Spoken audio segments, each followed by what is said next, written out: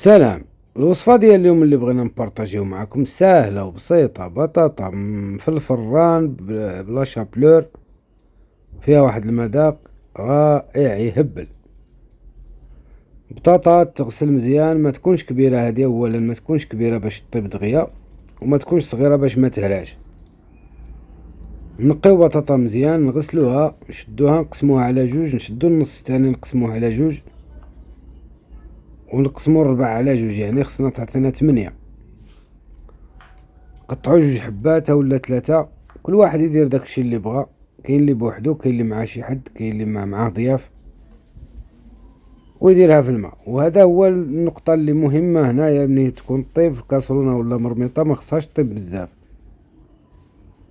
ديما كنكونتروليو، ديما ندير كنترول فاش يدخلها الطياب نحيدها ونديرها في الماء بارد، ولا نضيفلو التلج كاع ونديرها فيه تولي تشد راسها من جديد. نخليوها هكاك تكونسونطرا، ونجيبو واحد البول نوجدو لها الشرموله ديالها، جوج بيضات اولا بيضه، ملحه، كمون، تومه بودر، الربيع، معدنوس وقزبر، نطحنو مزيان.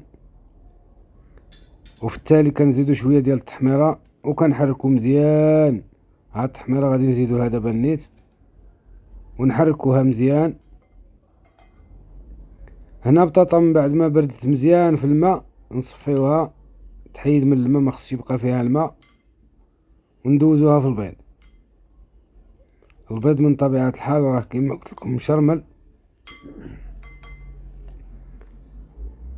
نخليوها واحد 4 ساعات كونسونطرا، نجيبو لا شابلورة ولا نطحنو الخبز، راه ديجا كاين، ونبقاو ندوزو بالوحيدة ندوزوها في البيض وردوها لا شابلور ونستفوها نقادوها.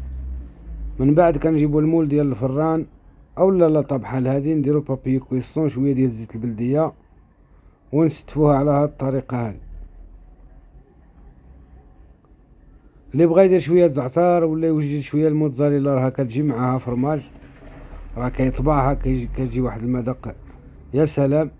ويديرها في الفران بصح للاشاره. الفرماج ما كنديروش حتى كدوز في الفران واحد 20 دقيقه ولا، وتنقلب على الجهه الاخرى، عاد كنديرو فروماج لان كتاخد شويه ديال الطياب. من بعد نص ساعه جبدتها، لقيتها يا سلام مقرمشه، وجات مع صوص الجيريان، كتعطيها واحد المذاق عاوتاني سبيسيال بوحدو.